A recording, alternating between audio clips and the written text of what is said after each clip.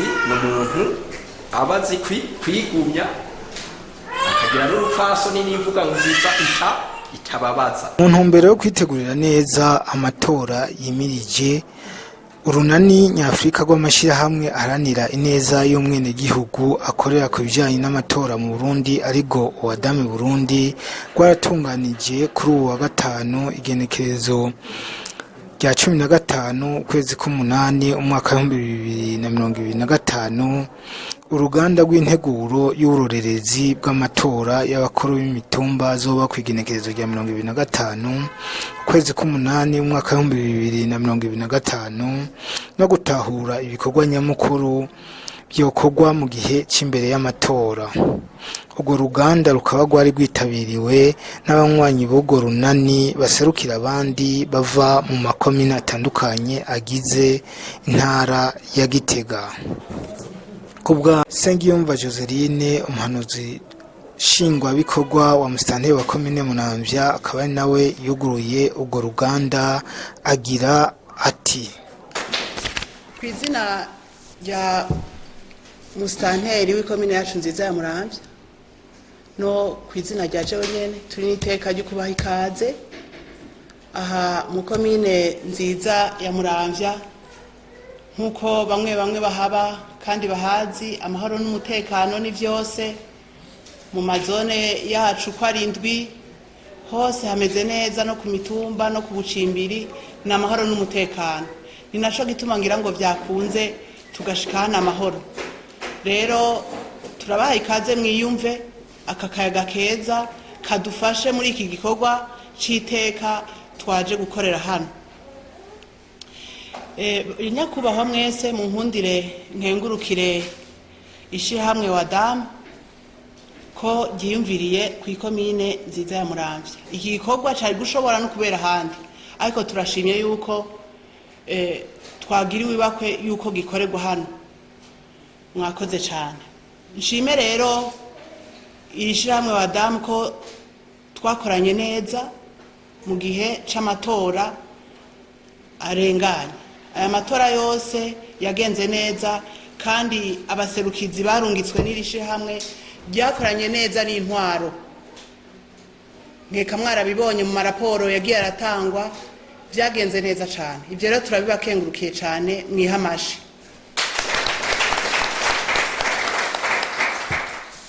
Rero kubw'iki gikorwa icateguwe kugira ngo habihugurwa ry'abazohagararira amatora, aya matora twimirije amatora akomeye cyane, kuko ku mitumba niho byose biva, ku bushimbiri niho byose biva.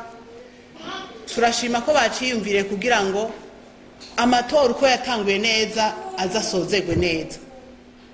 Ivyo turabikengurutse cyane.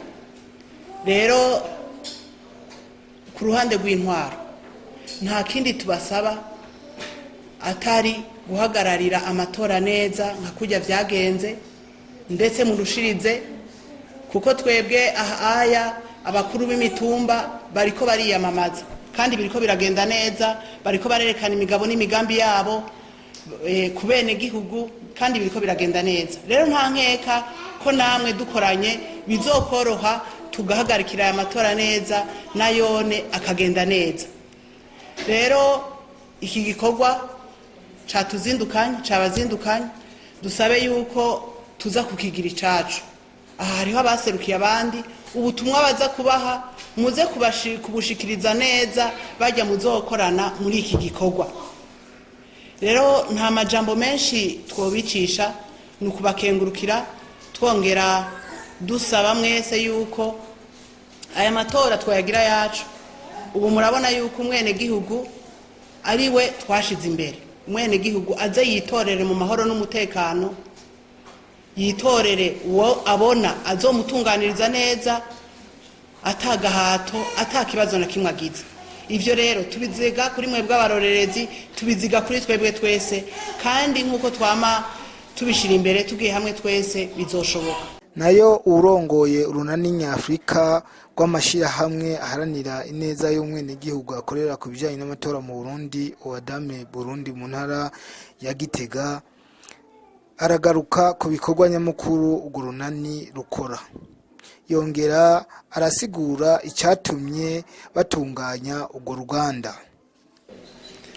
Nk'uko musanzwe mubizi, ishyirahamwe Owadame Burundi turimwo irangura ibikorwa binyuranye mu mice ikurikira: gucungera amatora, gutsimbataza demokarasi n'iterambere ridakumira mwa kino gihe turi mu mbono kazoza igihugu cifashe mu mwaka wa 2040, igihugu giteye imbere mu mwaka wa 2060.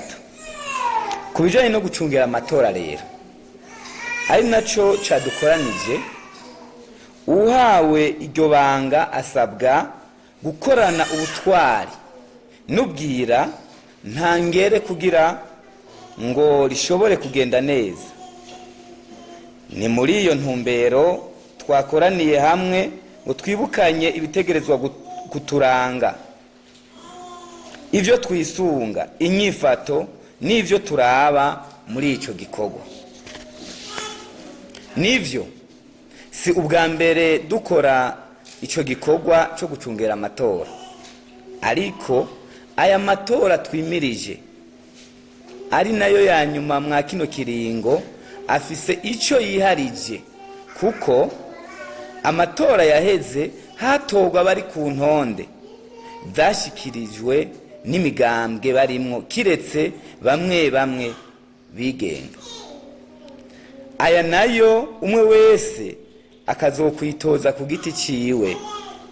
Ni naco gituma twahuye ngo twinagure kugira ngo ico gikorwa kize kigende neza nk'ivya mbere.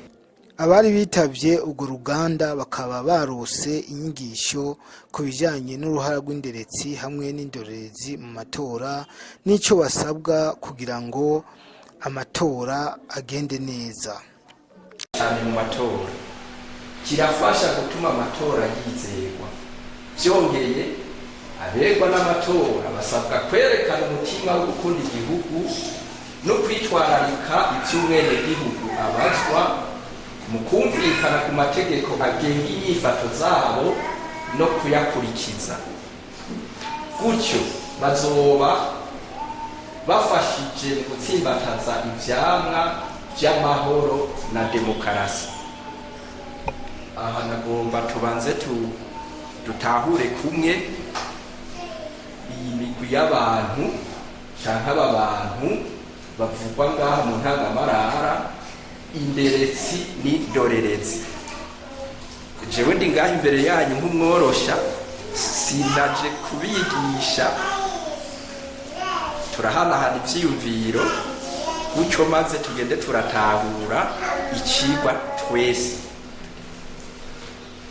Inderetsi yari imigambi myinshi gitoje bari bajya basekurwa kimwe n'imigambi kubakurikiranira kuraba ko amatora yakagenda neza. Ubu nibo twita inderetsi, mu gihe indorerezi naho ari abatanzwe n'amashirahamwe anyuranye nk'iy'Odamu, twarabonye n'ay'abakatolika, twarabonye n'ayandi mashirahamwe atandukanye zadushire hamwe n'ayandi nibo baje bitwa abarorerezi. Mu gihe inderetsi tuzacunga iby'iwacu ntihagire gukorako cyangwa bikingiwe neza. Ni ngaragwa n'aya ryo byije nyene ko mwaje tumiye nk'abazoba abarorerezi. Abajya bitoza nabo bafise uburenganzira bwo kuronka abo kurondera abo batuma babakurikiranira ku gatwe kabo, batigiye amajwi y'abantu urakurikiranira ndabigene cyagenze. Rero uwo yatumwe n'umuntu yitoje azoba yitwa umureretsi. Murakoze cyane. Kugira ngo bazobe indorerezi nziza muri aya matora bagiye kuzororera, urongoye urunani Owadame Burundi mu ntara ya Gitega, Savyimana Pamphile, yarabatekereye impanuro ko mwogerageza mukavyitwararika izi nyigisho muhawe ntizibe impfagusa, ariko aho muzoshika muri bajya mwaje muserukira muzogende mubigisha. Turi kumwe muzogende namwe mubigishe zino nyigisho mubakabure